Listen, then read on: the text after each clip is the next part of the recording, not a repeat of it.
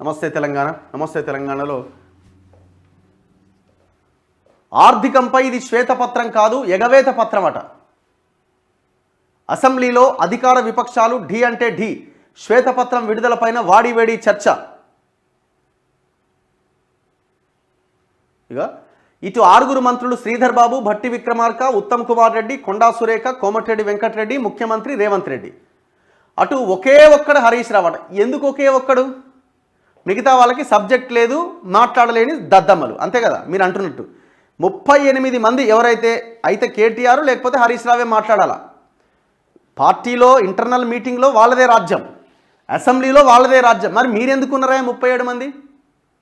వీళ్ళు చెప్పకనే చెప్తున్నారు మీరంతా పచ్చి దద్దమ్మలని. అయినా కూడా మీకు సిగ్గురాదా? ఇప్పటికైనా క్వశ్చన్ చేయండి. మీరు అపోజిషన్లోనే ఉన్నారు కదా, ఇప్పుడు ఎట్లాగో భయపడే పొజిషన్లోనే ఉన్నారు కేసీఆర్. ఇప్పటికైనా పార్టీలో ఉండి క్వశ్చన్ చేయండి. మాకెందుకు ఇయ్యారా భయ అవకాశం? మీరేనా మీరు మొత్తం మాట్లాడేదని? ఇప్పుడు ఎవడు మాట్లాడుతారని మిగతా వాళ్ళని? వాళ్ళ పార్టీలో కొంత డెమోక్రసీ ఉంది కాబట్టి వాళ్ళందరూ లేచి నిలబడి మాట్లాడుతున్నారు. నీకు కేసీఆర్ ముఖ్యమంత్రిగా ఉన్నప్పుడు అయితే కేటీఆర్, అయితే హరీష్ రావు మంత్రి, కేటీఆర్ మంత్రి, అయితే ముఖ్యమంత్రి, వీళ్ళు తప్ప ఎవరైనా మాట్లాడేటోళ్ళ? అవకాశం వచ్చినా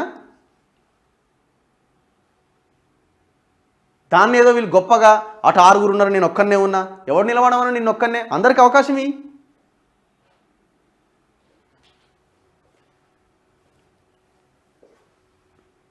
కాంగ్రెస్కు సౌలభ్యంగా ఉండేలా శ్వేతపత్రం అట. ఇప్పుడు నేనేమంటున్నా, కాంగ్రెస్కు సౌలభ్యంగా శ్వేతపత్రం ఎందుకు ఉంటుంది? నేను హరీష్ రావు అంటున్నాను, ఈయనే దొరికిపోయింది. ఆయన స్టేట్మెంట్లోనే మేము తప్పు చేసినామని ఆయన ఒప్పుకుంటున్నాడు. కాంగ్రెస్కి సౌలభ్యంగా శ్వేతపత్రం ఎందుకు ఉంటుంది? మీరు తప్పు చేస్తే వాళ్ళకి అనుకూలంగా ఉంటుంది.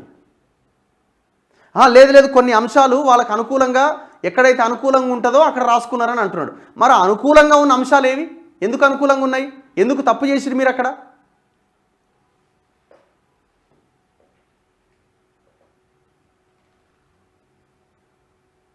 అప్పులేనా ఆస్తులు చూపరా? కార్పొరేషన్ల రుణాలు ప్రభుత్వ అప్పులు అవుతాయా? మరి ఎవడు కట్టాలనే తాత?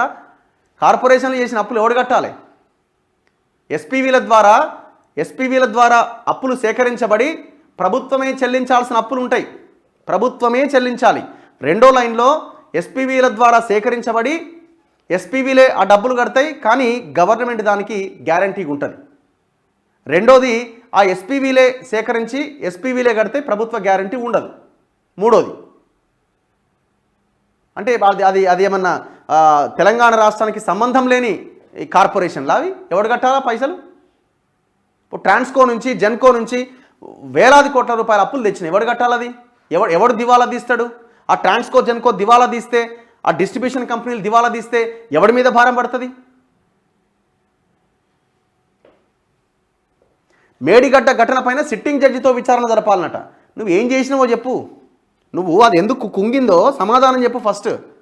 మరి నువ్వు కూలగానే ఎందుకు సిట్టింగ్ జడ్జితో విచారణకు ఆదేశిస్తున్నామని ఎంక్వైరీ కమిటీ వేయలే? ఎందుకు ముఖ్యమంత్రి మేడిగడ్డ ప్రాజెక్టు ఆ బరాజు కుంగిన దాని మీద మాట్లాడలే? ఏమైనా ఆన్సర్ ఉందని దగ్గర?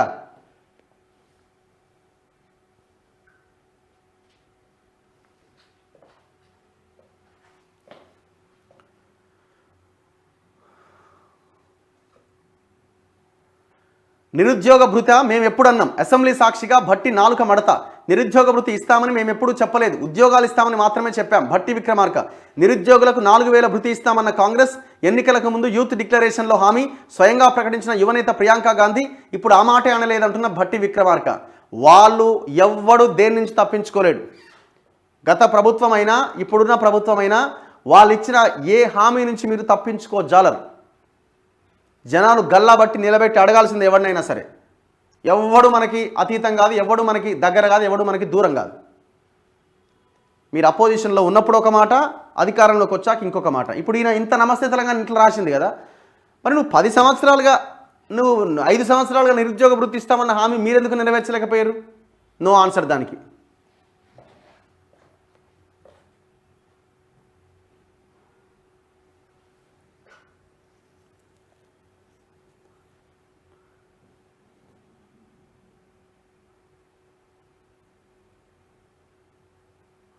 కుటుంబం అన్నగారి కుటుంబం సీఎం తమ్ముడు కొండల్ రెడ్డికి కాన్వాయ్ 2+2 గన్మెన్ భద్రత కూడా ఇచ్చిందట.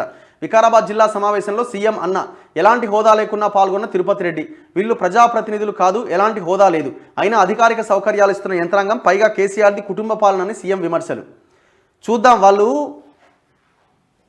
వాళ్ళు కూడా ఇమ్మీడియట్గా రేవంత్ రెడ్డి గారు కూడా రిప్లై ఇవ్వాలి.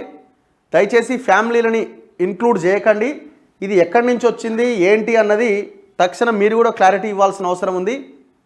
ఇంకొక విషయం ఏంటంటే, చాలామంది ఢిల్లీకి పోయినప్పుడు కొంతమంది ఆంధ్రప్రదేశ్కు చెందిన బడా వ్యాపారవేత్తలు కూడా మిమ్మల్ని కలిసే ప్రయత్నం చేస్తున్నారు. దయచేసి వాళ్ళ పట్ల కూడా రేవంత్ రెడ్డి గారు మీరు జాగ్రత్తగా ఉండాల్సిన అవసరం ఉంది. మిత్రులు కావచ్చు, కానీ వాళ్ళు చేసే కార్యక్రమాలు వేరే రకంగా ఉంటాయి. సో మీరు ఆ ట్రాప్లో పడి ఆగం కావద్దని మేము కోరుకుంటున్నాం. ఈ ఫ్యామిలీ పాలిటిక్స్, ఫ్యామిలీని కూడా దయచేసి దగ్గరికి రానివ్వకండి.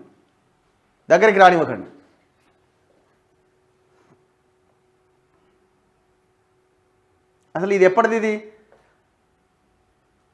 కామారెడ్డిలో ఈ నెల 14న కాంగ్రెస్ కార్యకర్తల ఆత్మీయ సమ్మేళనంలో ఆయన అధికారిక లాంఛనాలతో అట్టహాసంగా ఇలా తరలి వచ్చి పాల్గొన్నారట. ఏమైంది పాల్గొంటే? ఏముంది అందులో? ఆయన కాంగ్రెస్ కార్యకర్తగా ఆయన పోయి పాల్గొని ఉంటాడు. కామారెడ్డిలో ఆయన ఇన్ఛార్జిగా పనిచేసినట్టున్నాడు ఆయన బ్రదర్ తరపున. ప్రగతి భవన్లో కానీ ఇప్పుడు మీ మనవాన్ని తీసుకుపోయి భద్రాద్రి రామాలయంలో తలంబ్రాలు ఇచ్చి చరిత్రలో ఏనాడు లేదు, అది సాంప్రదాయం కూడా కాదు. మరి అట్లేమన్నా వీళ్ళు చేసిరా? అట్లా కూడా ఏం లేదే.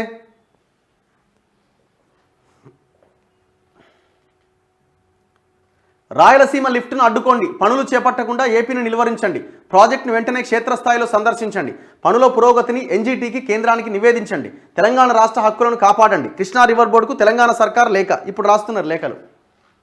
ఇప్పుడు వచ్చిన ప్రభుత్వం వచ్చింది కాబట్టి లేఖ రాస్తున్నారు, లిఫ్ట్ను అడ్డుకోండి అని. ఇది స్టార్ట్ చేయించిందే కల్వకుంట్ల చంద్రశేఖరరావు ప్రగతి భవన్లో జగన్మోహన్ రెడ్డితో. ఓపెన్గా చేసుకో, నీ పన్ను చేసుకో అన్నాడు. రోజా ఇంటికి పోయిండు, చేపల పులుసు తిన్నాడు, రాయలసీమను సస్యశ్యామలం చేస్తా అని ఈ ప్రాజెక్ట్ స్టార్ట్ చేయించిండు. ఇప్పుడు తలకాయ పట్టుకోవాల్సిన పరిస్థితి మనకు వచ్చింది. చలో నెక్స్ట్ ఫోన్ కాల్స్ తీసుకుందాం. ఫస్ట్